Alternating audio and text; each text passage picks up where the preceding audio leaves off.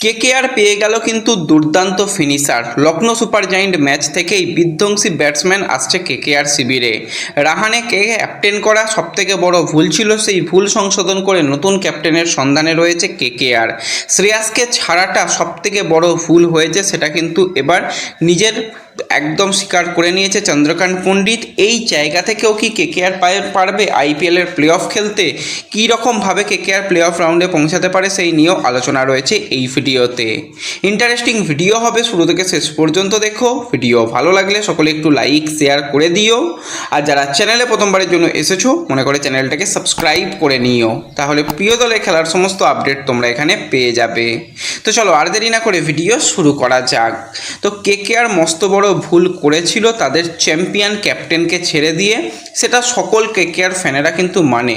যেই শ্রেয়াস আইয়ার দীর্ঘ বেশ কয়েক বছর বাদে কেকেআরকে ট্রফি এনে দিতে সক্ষম হয়েছিল, সেই চ্যাম্পিয়ন ক্যাপ্টেনকেই কেকেআর ধরে রাখতে পারেনি।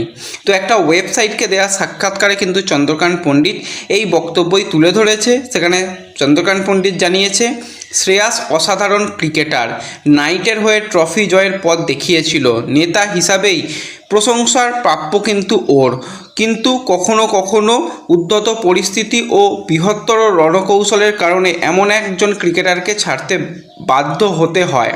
কেকেআরের কোচ হিসাবে আমার সেই সময় খারাপ লেগেছিল, অনিচ্ছাকৃতভাবে কিন্তু শ্রেয়াসকে ছাড়া হয়নি। তবুও ভুলটা ভুল, অবশ্যই শুধু শ্রেয়াস নয়, ফিল সল্ট এবং আরও কয়েকজনের ক্ষেত্রে আমার এমনটাই উপলব্ধি। উল্লেখ্যভাবে কিন্তু 2024 সালে আইপিএল জয়ের যে মেন্টর ছিল সেখানে গৌতম গম্ভীর। ক্রিকেট মহলের ধারণা শ্রেয়াসের সঙ্গে তার সম্পর্ক ঠিক ছিল না, এই জন্যই কিন্তু পরের বছর এই চ্যাম্পিয়ন ক্যাপ্টেনকে ধরে রাখেনি কেকেআর, সেটাই কিন্তু জানিয়েছে সেক্ষেত্রে কিন্তু চন্দ্রকান্ত পণ্ডিত।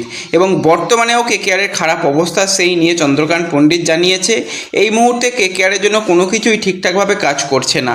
এটা যে পরিশ্রমের অভাবের জন্য হচ্ছে তা নয়, যখন একটা দল 200 বা 200-র উপরে রান 220 রান করেও হেরে যায়, তখন কোচ হিসাবে কাউকে আমি দোষ দেব না।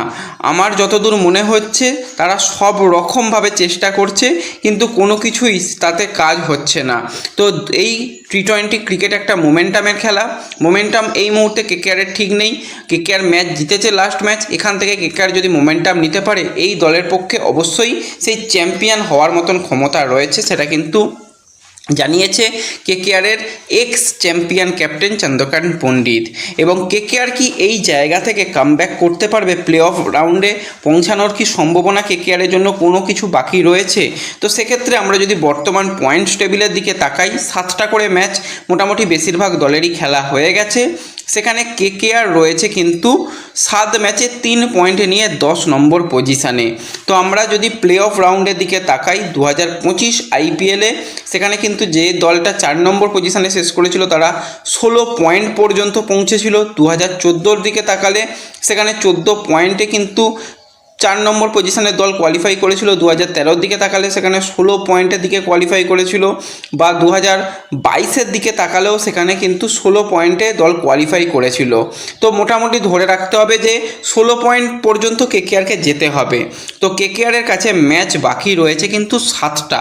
তো 7টা ম্যাচের মধ্যে যদি কেকেআর 7টা ম্যাচই জেতে, তাহলে কেকেআর 14 পয়েন্ট পাবে এবং কেকেআরের কাছে 3 পয়েন্ট রয়েছে।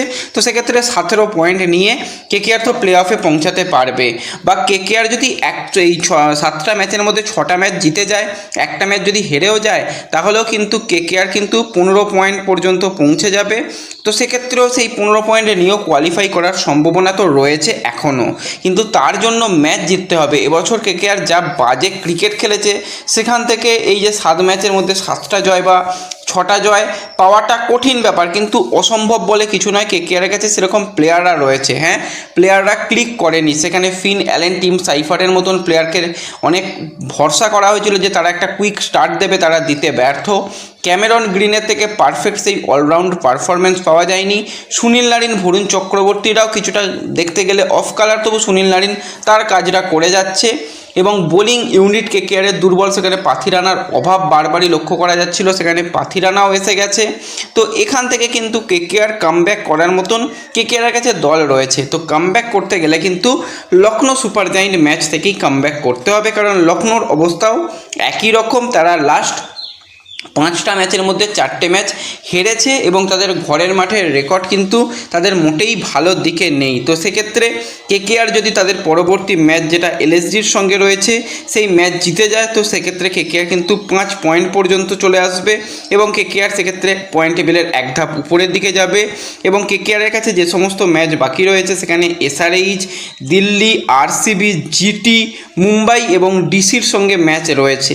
তো সেক্ষেত্রে প্রত্যেকটা ম্যাচই কিন্তু কেকেআরের জন্য মাস্ট উইন ম্যাচ রয়েছে। যদি ম্যাচগুলো জিততে পারে তো কেকেআরের কাছে এখনও তো সুযোগ খাতায় কলমে রয়েছে যে কেকেআর পরবর্তী রাউন্ডে প্লে অফ রাউন্ডে কোয়ালিফাই করতে পারে। তো কেকেআরের হয়ে কিন্তু এই যে লখনৌ সুপার জায়েন্ট ম্যাচে অনেক কিছু চেঞ্জ আমরা দেখতে পেতে চলেছি। বিশেষত মাথিসা পাথিরানা সে কিন্তু ডেথ ওভার স্পেশালিস্ট হিসাবে সে কেকেআর দলে যুক্ত হয়ে গেছে এবং সে দুর্দান্তভাবে প্র্যাকটিস করছে, যেটা বারবারই বলে আসছি। সে কিন্তু উইকেট নিচ্ছে এবং বিশেষত সে কিন্তু ব্রাভোর আন্ডারে আমরা সিএসকেতে তাকে ব্রিলিয়ান্ট বোলিং করতে দেখেছিলাম এবং সেখানে সিএসকেকে চ্যাম্পিয়ন করার পিছনে কিন্তু পাথিরানার একটা গুরুত্বপূর্ণ ভূমিকা ছিল। তো এই শেষের 7টা ম্যাচে যদি পাথিরানা 12টার উপর যদি উইকেট নিতে পারে তাহলে কিন্তু কেকেআরের অনেকটাই সমস্যার সমাধান হয়ে যাবে এবং কেকেআর যে রান ডিফেন্ড করতে পারছে না সেটাও কিন্তু কেকেআর করতে পারবে। তো ওভারঅল দেখতে গেলে কিন্তু পাথিরানার আশাটা কিন্তু কেকেআর দলের জন্য অনেকটা পজিটিভ, সেটা বলতেই হবে। এবং কেকেআরের জন্য ফিনিশারের এবছর অভাব লক্ষ্য করা যাচ্ছে এবং লখনৌ সুপার জায়েন্ট ম্যাচে সেই জায়গাতেই কিন্তু কেকেআর দুর্ধর্ষ সেই ফিনিশারকে ব্যবহার করতে পারে সেরকমটাই সংকেত মিলছে।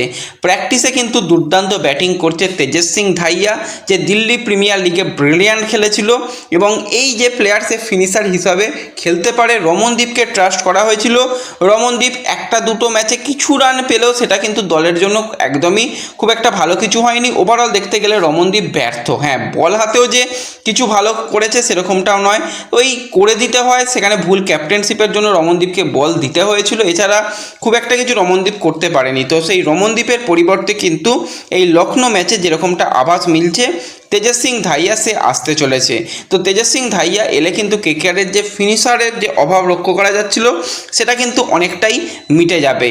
এবং আজিঙ্কা রাহানের ভাই কপালটা সত্যি ভালো, যেটা লাস্ট ম্যাচ রাজস্থানের বিরুদ্ধে কেকেআর জিতলো, যদি সেই ম্যাচটা হারতো এতদিনে ডেফিনেটলি কোচ থেকে শুরু করে ক্যাপ্টেন থেকে শুরু করে অনেক কিছুই চেঞ্জ হয়ে যেত। তো ক্যাপ্টেনকে কিন্তু পরিবর্তন করতে হবে।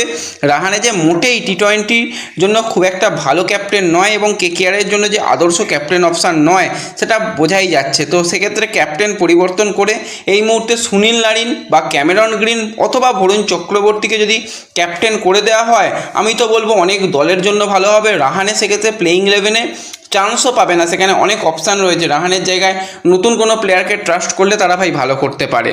তো কারা কারা রাহানের পরিবর্তে নতুন ক্যাপ্টেন দেখতে চাও অবশ্যই কমেন্টে জানিও। ভিডিও ভালো লাগলে লাইক শেয়ার করে দিও, চ্যানেলে প্রথমবারের জন্য এলে সাবস্ক্রাইব করে নিও। দেখা হবে পরবর্তী ভিডিওতে, ধন্যবাদ।